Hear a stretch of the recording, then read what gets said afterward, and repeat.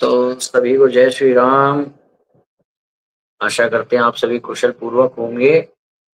और इस बात का मुझे अ, खेद है कि इन दिनों में आप लोगों को समय कुछ कम दे पा रहा हूँ।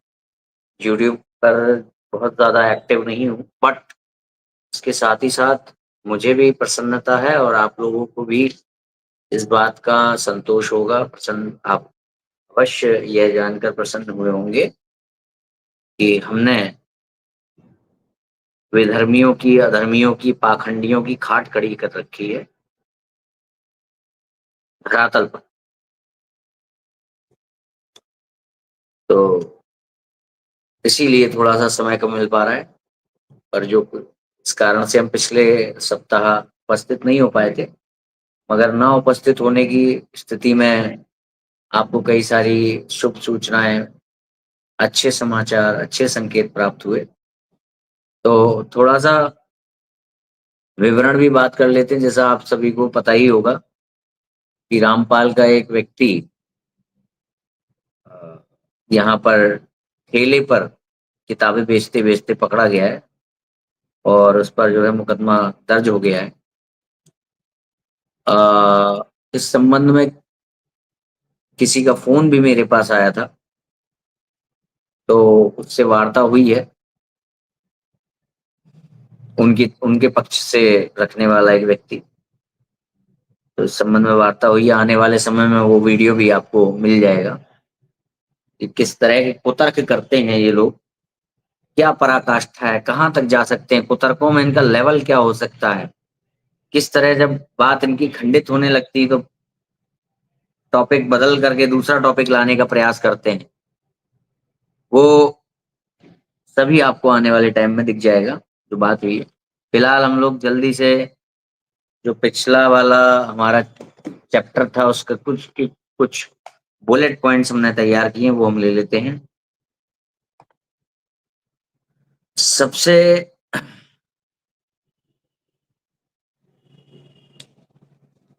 पहला है 3:19 से स्टार्ट करेंगे। तो 3:19 का संभवतः इन्होंने अर्थ लिया नहीं है। पृष्ठ संख्या 320 पृष्ठ संख्या 48, इसमें इन्होंने 48वें पृष्ठ में गरिमा गीता की हम पढ़ रहे हैं। 48वें पृष्ठ में तीसरे अध्याय के 20वें श्लोक का अर्थ दिया है और इससे पहले यानी कि पृष्ठ संख्या 43 में इन्होंने तीसरे अध्याय के 17 से 18 श्लोक का अर्थ दिया है। इन्होंने 19वें श्लोक का अर्थ नहीं किया है, तो इसका अर्थ है कि हमें जो है 19वें श्लोक को अमान्य मानना पड़ेगा, उस कैटेगरी में डालना पड़ेगा कि भाई वो काल ने अपने मन से बोल दिया था इसलिए इन्होंने लिया नहीं। तो हम ये भी काउंट करते जा रहे हैं कि कितने श्लोक इन्होंने अमान्य घोषित किए हैं, कितने श्लोकों की बात को इन्होंने माना नहीं, तो इसको भी उसमें डाल दिया। और इसके बाद इन्होंने 3:20 में सीधे अगली बात कही है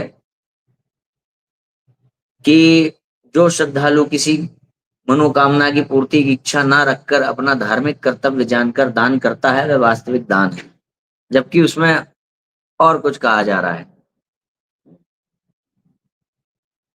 तो उसमें बताया जा रहा है कि जो भगवान ने धर्म यज्ञ बताया है, उसके अनुसार चलने वाले जो लोग हैं, जनक आदि, वो भी मोक्ष को प्राप्त कर गए थे। मतलब वहां भगवान ये बता रहे थे, गृहस्थ होते हुए भी जनक ने मुक्ति प्राप्त की थी, वो बता रहे थे। तो यहाँ पे इन्होंने पूरा अर्थ ही बदल दिया, मुक्ति वाला हिस्सा हटा ही दिया, यहाँ सिद्धि की कोई बात ही नहीं की, है ना। और अलग ही एक इनका गाना चलने लगा 3:20 में। इसके बाद 3:21 से 24 में इन्होंने क्या किया है, तुलना की है काल और कृष्ण की। ये बहुत जरूरी है। काल और कृष्ण की तुलना कैसे की है कि 3:21 से 24 में इन्होंने बताया है कि गीता को बोलने वाला ये कह रहा है, यदि मैं अच्छे कर्म ना करूं तो मुझे, क्योंकि मैं श्रेष्ठ हूं तो मुझे फॉलो करने लगेंगे लोग, और मैं अगर अच्छे कर्म नहीं करूंगा तो लोग भी अच्छे कर्म नहीं करेंगे, मतलब बुरे कर्म करने लगेंगे। अब यहाँ पे रामपाल ने अपनी पुस्तक में ये बताने की कोशिश की है कि विचार करें, कृष्ण भगवान के तो इतने बुरे बुरे कर्म हैं, उसके अनुसार तो फिर जब कृष्ण भगवान के इतने बुरे बुरे कर्म हैं तो वो यहाँ पे ये कैसे कह सकते हैं कि मैं अगर अच्छे कर्म ना करूं तो इससे पता लगता है गीता बोलने वाले कृष्ण नहीं है बल्कि काल है। काल है कि कृष्ण से सेपरेट है। तो कृष्ण भगवान अच्छे कर्म करने वाले नहीं है रामपाल के अनुसार। तो क्या काल अच्छे कर्म करने वाला है? बलात्कारी, झूठा, राक्षस, अपना उल्लू सीधा करने वाला, हं? जो उसकी भक्ति करे उसको वो खा जाता है। तो कृष्ण भगवान अच्छे कर्म करने वाले नहीं है, मगर रामपाल यहाँ पर काल को अच्छा कर्म करने वाला मान रहा है। ये क्यों? पहली बात। दूसरी बात यह है, इसने यहाँ पर इस पृष्ठ पर 48वें पृष्ठ की बात चल रही है। इसने यहाँ इस पृष्ठ पर जो है बहुत सारी बुराई की है। कृष्ण भगवान के जो लीलाएं, उनका जो वृतांत है, उनका अपार्थ करके बहुत सारी बकवास यहाँ लिखी है। तो इसने ये दर्शाने की कोशिश की है कृष्ण भगवान तो इतने बुरे कर्म करने वाले थे, तो फिर वो ये क्यों कह रहे हैं कि अगर मैं अच्छे कर्म ना करूं? इससे पता लगता है कि अच्छे कर्म जो ना करने की बात जो कह रहा है वो काल है जो कृष्ण से अलग है। मगर मैं आपको एक बात बताऊं, ये इनका कबीर सागर का सरला अर्थ है। और इसमें अ,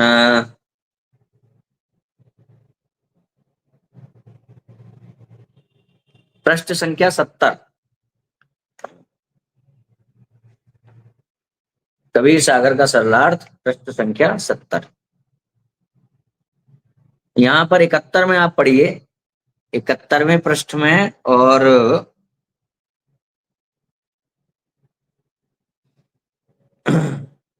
नीचे से तीसरा पैराग्राफ है ना। वास्तव में यह काल का जाल है, मन काल का सूक्ष्म रूप है।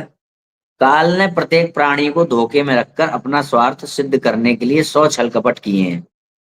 श्री कृष्ण में प्रवेश करके अनेकों रूप बनाकर काल ब्रह्म स्वयं भोग विलास करता था, भार श्री कृष्ण जी के सर पर रख देता था। अर्थात रामपाल के ही अनुसार कृष्ण जी ने कोई बुराई नहीं की है, काल ने की है। तो फिर वहां ये क्यों कह रहा है कि भाई कृष्ण जी तो बुरे हैं, काल अच्छा है? तो ये पहले खुद डिसाइड कर ले कि कृष्ण और काल में से कौन अच्छा है, फिर तत्व ज्ञान के रूप में बता दे अपने चंपुओं को। हम्म। चलिए आगे चलते हैं बुलेट पॉइंट। इसके बाद काल ने यहाँ पर तो कहना पड़ेगा कि ये इस श्लोक को अमान्य मानना पड़ेगा। कौन सा श्लोक? जिसमें ये कहा है कि यदि मैं अच्छे कर्म ना करूं तो। इस श्लोक चाहे वो कृष्ण के रूप में मान लीजिए या वो काल के रूप में मान लीजिए, अक्षय कर्म कहने वाली बात दोनों ही तरीके से लागू नहीं होती है।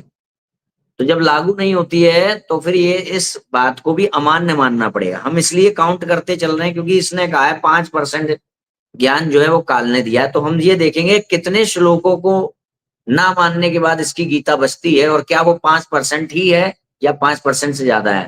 हालांकि आपको बता दूं अभी तक 17 श्लोक तो अमान्य हो चुके हैं, उन श्लोकों के अलावा जो मोटे तौर पर अमान्य हुए हैं। ठीक है, जैसे अभी ये मोटे तौर पर अमान्य हुआ है 21वां श्लोक, यदि मैं अच्छे कर्म ना करूं। इसके बाद इसने यहां पर ये माना है कि गीता बोलने वाला ये कह रहा है कि मेरा कोई प्रयोजन शेष नहीं है। ये इसने माना है, मेरा कोई भी प्रयोजन, मेरा तीनों लोकों में ना तो कुछ कर्तव्य है, ना प्राप्त करने योग्य कोई वस्तु अप्राप्त है। ठीक है, कुछ भी अप्राप्त नहीं है। ठीक है, मतलब काल को कुछ करने की आवश्यकता नहीं है। मगर ये कहां पे कहा है इसने? 49वें पृष्ठ में। 49वां पृष्ठ दिखा दीजिए गर्मा गीता की का। 49वें पृष्ठ में इसने ये कहा है। और आपको बताएं 52वें पृष्ठ में, 49वें पृष्ठ में गर्मा गीता की में क्या कहा है?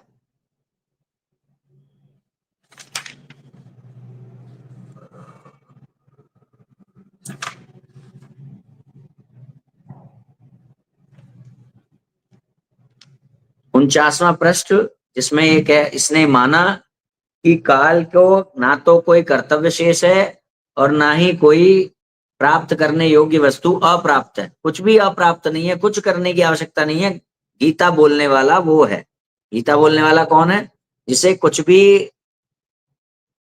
प्राप्तव्य अप्राप्त नहीं है, और ऐसा कुछ नहीं जो उसको कुछ करना पड़े, हाथ पैर मारना पड़े। मगर यही व्यक्ति, यही रामपाल, यही जेलदाव निवासी पृष्ठ संख्या 52 में क्या लिख रहा है गरिमा गीता की? दिखाइए, पृष्ठ संख्या 52 निकालिए।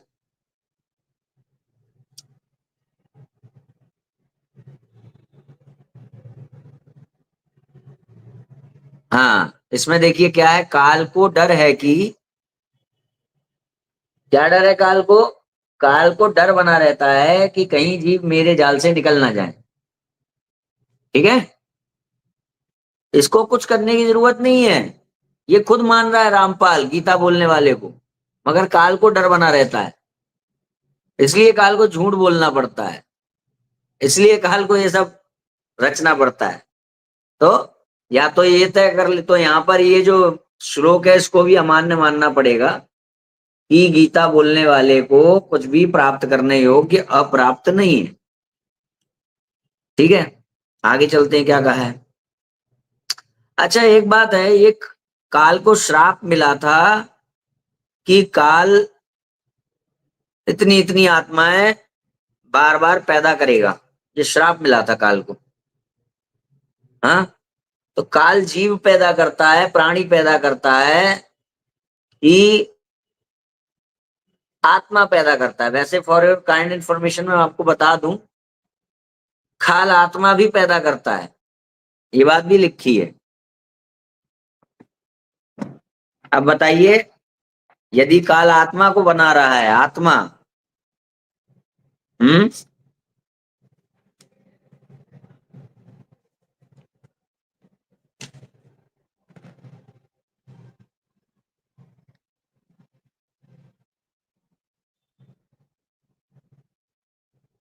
अच्छा वो उसमें है चौथे अध्याय। चलिए, खैर आगे बुलेट पॉइंट में चलते हैं। क्या है कि इसने बता दिया कृष्ण का चरित्र बुरा नहीं है। फिर इसने 49 पृष्ठ पे, पृष्ठ संख्या 49 है, इसमें इसने माना है यजुर्वेद के अध्याय 40 के मंत्र 13 में, 13 का समर्थन कहा है कि भाई धीरा नाम पुरुषों से जाकर के मोक्ष का ज्ञान जो है, तत्व ज्ञान, वो पूछो।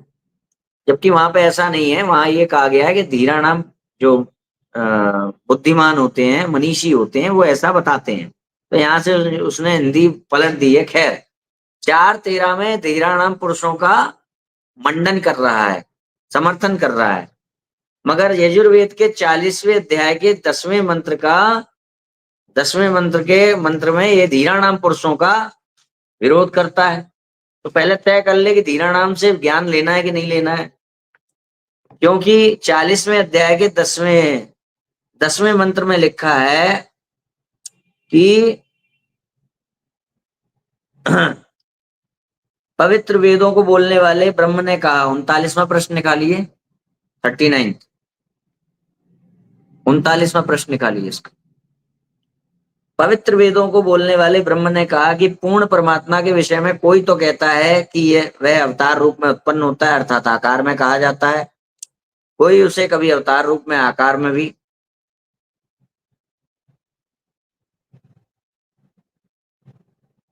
हाँ, 4:10 का समर्थन किया है, यहाँ पे समर्थन है। ठीक है, धीरा नाम पुरुषों से जाकर के सुनने वाली जो बात इसने मानी है, वो 40वें अध्याय के 10वें मंत्र में माना है कि धीरा नाम पुरुषों से सुनो। फिर उसके बाद 49वें पृष्ठ पर दोबारा आ जाइए, 49वां पृष्ठ। 49वें प्रश्न में 40वें अध्याय के 13वें मंत्र का एक खंडन कर रहा है, और उस खंडन में धीरा नाम पुरुषों का की बुराई कर रहा है। क्या बुराई है कि भाई जिसको ये यहाँ ये कह रहा है, जिस व्यक्ति को अक्षर ज्ञान है उसे विद्वान कहते हैं, और ये ज्ञान देने वाले वहां पे धीरा नाम कहे गए हैं। जो ज्ञान यजुर्वेद के 40वें अध्याय के 13वें मंत्र में है, वो ज्ञान देने वाले धीरा नाम है। और यहाँ पर ये कह रहा है कि नहीं नहीं, ये बात वेद की गलत है, कि जिस व्यक्ति को, हालांकि इसने अर्थ गलत लिया है, ये जो अर्थ इसने लिया है वो गलत है, वहां पर अलग अर्थ है। मगर अगर इसने ये अर्थ लिया है, कोई भी अर्थ लिया, बात तो धीरा नाम पुरुषों की है ना, तो जब ये धीराणाम पुरुषों के पास जाने को कह चुका है 40वें अध्याय के 10वें मंत्र का अर्थ बताते हुए अपनी ही किताब में 39वें पृष्ठ पर, तो फिर 49वें पृष्ठ पर धीराणाम पुरुषों की बात को खुद ही गलत क्यों कह रहा है? क्योंकि ये पोलू है दिमाग से, इसके दिमाग में पोल है, खाली पड़ा है, इसलिए ऐसा करता है। ठीक है, आगे चलते हैं। अच्छा, एक चीज और है, तीसरे अध्याय के ये 48वां पेज निकालिए, 48वां पृष्ठ संख्या 48। इसमें इसने क्या किया है, तीसरे अध्याय के 31 से 32 श्लोक में गीता कहने वाले भगवान श्री कृष्ण ने कहा है कि ऐसा मेरा मत है। तो इसने अपने अनेकों जगह कहा है कि हम केवल वो मानते जो उसको भगवान ने दिया। उसने जहां पर अपना मत दिया तो बताया कि अपना मत है वो हमें नहीं मानना है, काल का अपना मत नहीं मानना है। मगर इसने जो है काल का मत माना है। कहां पे माना है? 50वें पृष्ठ पे निकालिए, 50वें पृष्ठ में इसने काल का मत मान लिया। क्या लिखा है? गीता अध्याय 3 के श्लोक 31-32 का सार, सबसे नीचे, सबसे नीचे, जो ऊपर लिखे मेरे मत का अनुसरण करते हैं वे सब बुरे कर्मों से बच जाते हैं, जो ऐसा नहीं करते हैं वह मूर्ख अज्ञानी है। अब इसमें यहां पर रामपाल ने काल का मत मान लिया, तो ये नहीं कह सकते हैं काल का मत नहीं मानना है। ठीक है, आगे चलते हैं। फिर इसने 51वें प्रश्न में फिर वही किया है, राग द्वेष ना करने का, राग द्वेष का करने का जो विरोध होता है ना,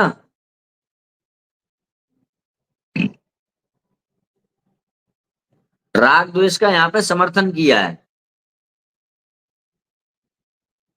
33-34 कि क्या कहा है कि शिक्षित व्यक्ति जो तत्व ज्ञान, हाँ 33-34 में ये कहा है कि क्या कहते हैं, राग द्वेष नहीं करना चाहिए। स्वयं भगवान श्री कृष्ण जी भी राग द्वेष के बिना नहीं रह पाए थे। मतलब यहाँ पे राग द्वेष ना करने की जो शिक्षा दी जा रही है उसका विरोध कर रहा है।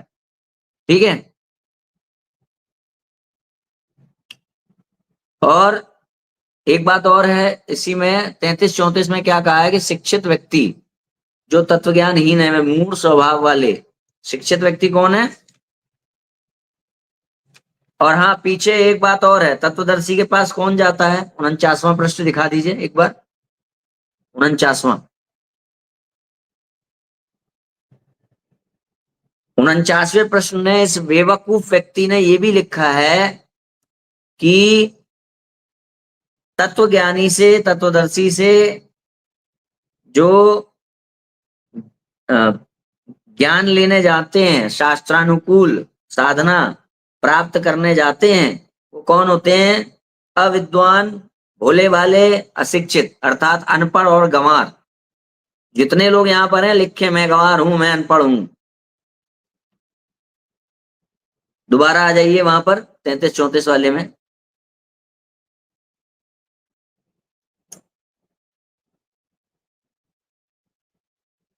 तो 33-34 का वो बात करते समय इसने जो है राग द्वेष नहीं करना चाहिए, इस बात का जो है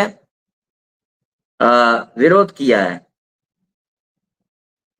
और जबकि 52वें प्रश्न में राग द्वेष ना करने का समर्थन किया है। देखिए कैसे, 52वें प्रश्न में क्या लिखा है? काल को डर बना रहता है कहीं जीव तेरे जाल से निकल ना जाए, इसलिए तत्व ज्ञान सुनकर पूर्ण संत की शरण ग्रहण करके पूर्व परमात्मा की भक्ति करो, तब राग द्वेष समाप्त हो जाएंगे।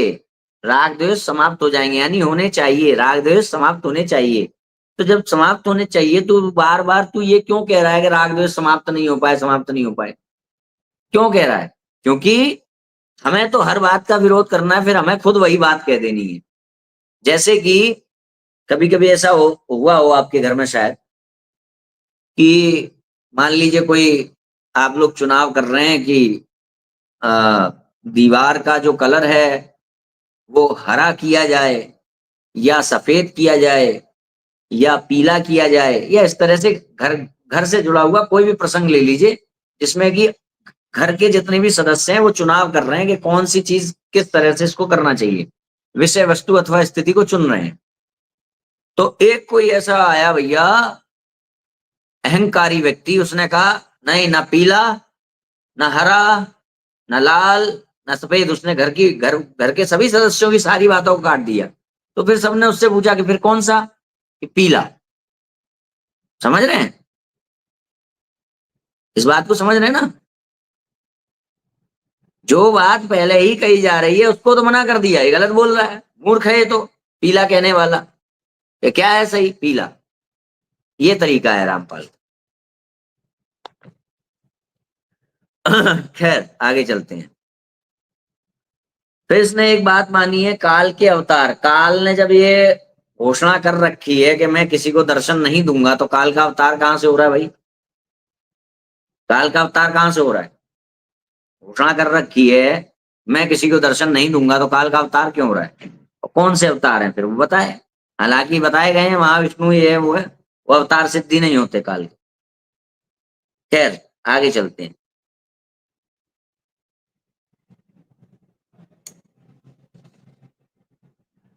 हाँ इसने यहाँ पर, हाँ देखिए, इसने यहाँ पर भी द्वेष बिना युद्ध हो ही नहीं सकता, फिर इस बात को माना है, राग द्वेष को त्यागने को। द्वेष बिना युद्ध हो ही नहीं सकता, इसका मतलब इसके जितने भक्त इस समय कोर्ट कचहरी में जा रहे हैं, इसका जो भाई जो अरेस्ट हुआ है गलत किताबों के साथ, जिसमें हिंदू देवी देवताओं के बारे में अभद्र आपत्तिजनक अश्लील टिप्पणियां लिखी हुई हैं, उसको बचाने के लिए जो वो न्यायालय में जो युद्ध लड़ने जा रहे हैं, तो ये राग द्वेष लेके जा रहे हैं। और राग द्वेष के बिना क्योंकि युद्ध हो नहीं सकता, इसका बाबा खुद कह रहा है। यानी कि ये लोग अभी सही तत्वदर्शी की शरण में नहीं है, पूर्ण संत की शरण में नहीं है। इसी के अनुसार इसी का खंडन। ठीक है ना? क्यों? क्योंकि राग द्वेष के बिना युद्ध हो ही नहीं सकता। हम्म। अच्छा इसने क्या किया है फिर? 3:35 का अर्थ करते हुए कहा है कि दूसरों की गलत साधना से शास्त्रानुकूल नहीं है। इसने 52वें उसमें कहा है, 52वें अध्याय में 52वें पृष्ठ में कहा है, वही वाला निकालिए, 52वां पृष्ठ, गरिमा गीता की। क्या कहा है कि भैया दूसरों की गलत साधना से जो शास्त्रानुकूल नहीं है, चाहे वह कितनी ही अच्छी नजर आए, वह ज्ञानी चाहे आपको कितना ही डराए, उनकी साधना भयवश होकर स्वीकार नहीं करनी चाहिए। अब यहाँ क्या हुआ? यहाँ भगवान कह रहे हैं कि जो स्वधर्म होता है, दूसरे का धर्म जो है भले ही गुणवान दिख रहा हो, अपना धर्म जो है गुणहीन दिख रहा हो। ठीक है, यहाँ पे इस बात का खंडन किया है कि भाई ब्राह्मण क्यों नहीं बन सकता, वो क्यों नहीं बन सकता, क्योंकि शूद्र का जो धर्म है वही उसके लिए उपयोगी है, क्षत्रिय का जो धर्म है वही उसके लिए उपयोगी है। तो किसी भी हाल में स्वधर्म को त्यागना नहीं चाहिए, भले ही दूसरे का धर्म कितना भी श्रेष्ठ दिख रहा हो। ठीक है, तो क्या हुआ यहाँ पर? अब इसने इसकी गाथा ही बदल दी। इसने कहा कि दूसरे की साधना नहीं करनी चाहिए, गलत साधना नहीं करनी चाहिए। तो जब यहाँ गलत साधना की बात हो रही है, तो स्वधर्म का पालन किस हिसाब से करना चाहिए? स्वधर्म मतलब कि अगर मैं जो है शिवांश नारायण द्विवेदी होते हुए किसी का पुत्र हूं, किसी का भाई हूं, ठीक है, तो मेरा धर्म है, ये स्वधर्म में आ गया कि मैं किसका भाई हूं, मैं किसका पुत्र हूं, तो उनकी सेवा, जिनका मैं पुत्र हूं उनकी सेवा, उनके प्रति जो भी कार्य करने हैं वो कार्य करना मेरा धर्म है।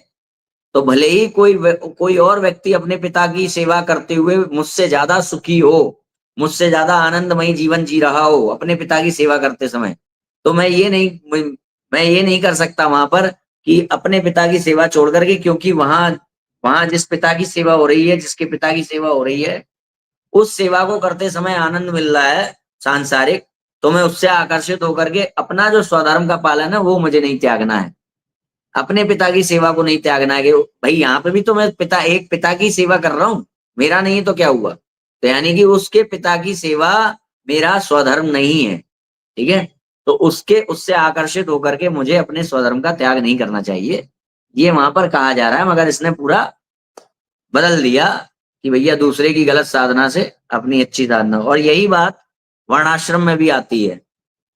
यही बात वर्णाश्रम में आती है कि आपको लग रहा है कि ब्राह्मण का क्षत्रिय का श्रेष्ठ जीवन है, ये है वो है, मगर उससे आकर्षित होकर के अपना जो आपको गुणहीन दिख रहा है, हालांकि है नहीं, मगर चलो मान लो दिख भी रहा है, तो उसको त्यागना नहीं चाहिए। भले ही आपको लग रहा है कि उसका जीवन जो है सरल है, जबकि वो कठिन है, फिर भी आप उसके लालच में आकर के, अगर आपको दिख भी रहा है तो उसके लालच में आकर के अपने स्वधर्म को नहीं छोड़ना चाहिए, ये कहा जा रहा है। ठीक है, ये सार्वभौम सिद्धांत भी है, ले लीजिएगा। अब आगे क्या है कि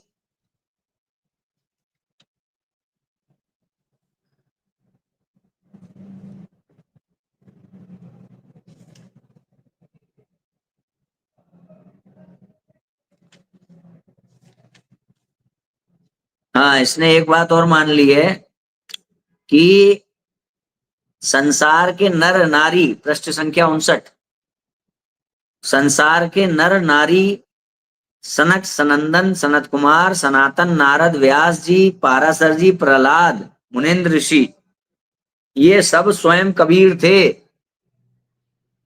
भक्त प्रहलाद कौन थे? कबीर थे। ये बात किसने मान ली? रामपाल ने। ठीक है, और एक चीज और देख लेते हैं। हाँ, यहाँ पे लालच भी दिया गया है। ज्ञानी विद्वान पुरुष मानवश, ज्ञानी विद्वान पुरुष मानवश पैसा प्राप्ति व अधिक शिष्य बनाने की इच्छा के कारण गलत कर्म छोड़कर, ये पृष्ठ संख्या है 53, छोड़कर सच्चाई का अनुसरण नहीं करते। दोनों ज्ञानी व अज्ञानी स्वभाववश चल रहे हैं, इसलिए भक्ति मार्ग गलत दिशा पड़ चुका है। तो अब क्या है, जो ज्ञानी है, जो गलत मार्ग पर चलने वाला है, वो ज्ञानी कैसे है? जब मार्ग ही गलत है तो वो ज्ञानी कैसे है? वो तो अज्ञानी कहा जाना चाहिए। तो ये एक बात सोचने वाली है। ठीक है, ये बेवकूफियां हैं, हर पन्ने पर की हैं इसने, तो उसी का आप लोग मनोरंजन लीजिए, और समय पड़ने पर चैप्टर वाइज ये जो व्याख्या चल रही है इसको देखते रहिए। 59वें प्रश्न में क्या माना है कि स्वयं कबीर परमात्मा ही प्रहलाद थे। हम भी तो यही कहते हैं, प्रहलाद थे। हाँ, मान लिया ना? 59 में रख लो इसको संभाल के, आगे चलते हैं। वह परमात्मा, उस परमात्मा, ये कहता है ना, जब वो स्वयं ही परमात्मा थे तो उन्होंने ये क्यों कहा कि वह परमात्मा उस परमात्मा? तो यहाँ पे तुम्हारे कबीर बाबा जी भी कह रहे हैं, क्या कह रहे हैं? वह परमात्मा जिसका काल ना हो, यानी अविनाशी सत्पुरुष, वह सच्चा परमात्मा जिसका नाश ना हो, यानी अविनाशी, वह परमात्मा जिसकी वास्तविक, वह परमात्मा जो अविनाशी है। भाई, वह परमात्मा क्यों कह रहे हो? मुझ परमात्मा कहो ना, मुझ परमात्मा, मुझ परमात्मा ये कहो। ठीक है, कबीर साहब कह रहे हैं ये नहीं कहना चाहिए, वह नहीं कहना चाहिए, वह और उस, वो तो थर्ड पर्सन हो गया ना। और क्या है? 69, काल जब दोबारा सृष्टि रचेगा, वही बात आ गई, दोबारा सृष्टि रचेगा, दोबारा जो है उसमें जीवात्माएं फंसेंगी। तो कौन सी जीवात्माएं होंगी? काल के लिए दोबारा से जीवात्माएं बनाई जाएंगी, पहले वाली जीवात्माएं कहाँ होंगी, क्या होगा? बहुत सारे क्वेश्चंस हैं। हालांकि हमने इनकी सृष्टि रचना कबीर सागर का सरलार्थ में भी पढ़ी है, तो उसमें बहुत सारी खामियां हैं। हालांकि आगे चलते हैं, श्लोकबद्ध तरीके से चलते हैं। इसने, रामपाल ने नाम देने का अधिकारी माना है किसको? जिसको नाम देने का अधिकार मिला हो। पृष्ठ क्रमांक 70। हम्म,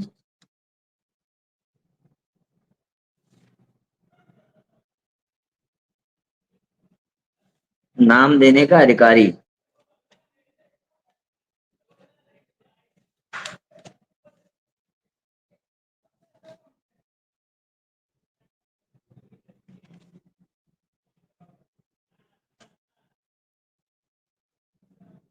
इसने कहा है कि नाम देने का अधिकार केवल उसी को है जिसने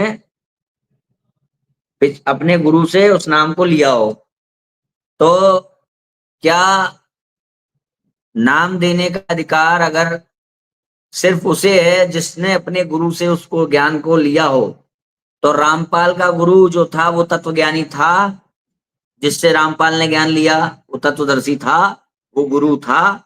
ये प्रश्न आ जाता है, ठीक है, क्योंकि इसने 79 नंबर के पृष्ठ में कहा है, इसने कहा है कि केवल मुझ संत रामपाल सार नाम दान करने का केवल मुझ संत रामपाल दास को आदेश मिला है। केवल संत रामपाल दास को आदेश मिला है। आदेश किससे मिला भाई? ये तो खुद कबीर का अवतार है, ये तो खुद कबीर है, तो आदेश किससे मिल रहा है? यानी कबीर के ऊपर भी कोई और है। और अगर गुरु से मिल रहा है तो वो गुरु कौन है? बहुत सी बातें हैं। आगे चलते हैं। पृष्ठ क्रमांक 76। वही ब्रह्मा विष्णु महेश की पूजा करने वाले मनुष्यों में नीच दूषित कर्म करने वाले हैं, ठीक है। और फिर भगवान का अपमान है 88 से 89 पृष्ठ में। शिव भगवान से सेक्स कंट्रोल नहीं हुआ, सीता माता वाला विवरण है यहाँ पर। शिव जी को काल ने भड़काया, जैसे काल वहां कृष्ण को भड़काता है, मगर फिर भी ये कृष्ण को दोषी मानते हैं। यहाँ शिव जी को काल ने भड़काया, 89 नंबर पर है। और ये सब होते होते फिर अर्धनग्न शरीर वाली पोशाक पहनी, ये सब बातें हैं, सब निर्लज्जता पूर्वक लिखी गई हैं यहाँ। विष्णु भगवान से सेक्स कंट्रोल नहीं हुआ। एक बात ध्यान रखने के लिए, मन स्वयं काल ब्रह्म है। और 3.35 के बाद, 3.35 का अर्थ क्या है जो हमने बता दिया है कि अगर सभी कार्य धर्म है तो दूसरे का धर्म क्या है? धर्म उसे कहते हैं, धर्म किसे कहते हैं समझिए, जो मोक्ष दिलाए। तो दूसरे का जो धर्म है, जो इसने व्याख्या की है कि दूसरे की साधना नहीं लेनी चाहिए, वहां शब्द क्या आया है? धर्म। दूसरे के धर्म में नहीं जाना चाहिए। तो स्वधर्म से तो वो बात समझ में आ रही है, मगर जब दूसरे की साधना की बात आ जाएगी तो वहां साधना नहीं कहा गया है, वहां धर्म कहा गया है। तो उसको साधना क्यों बोल रहे हो? और जब धर्म कहा गया है, ठीक है, तो धर्म का तो अर्थ ही है जो मोक्ष दिलाए। फिर आप उसमें भेद कैसे कर रहे हो? हम्म या तो उसको दूसरे की साधना को धर्म मत कहो। अगर धर्म के अर्थ में तुम जब साधना ले रहे हो तो दूसरे की साधना को आप धर्म मत कहिए, क्योंकि वो गलत है, वो मोक्ष नहीं दिला रही, तो उसको धर्म क्यों कह रहे हो? ये है कहने का मतलब। तो ये थे बुलेट पॉइंट्स।